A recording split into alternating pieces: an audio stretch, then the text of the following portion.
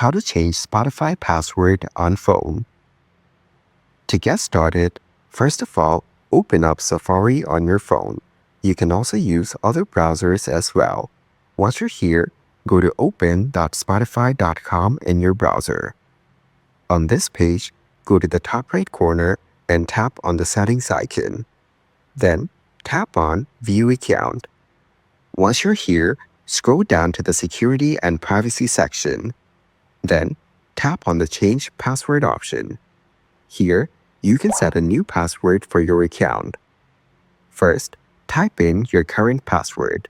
After that, type in the new password that you want to set and then repeat it once again to confirm. You must follow the instructions for the password as mentioned here. Once your new password has met the criteria, you're good to go. Now tap on Set New Password. Your password has successfully been changed.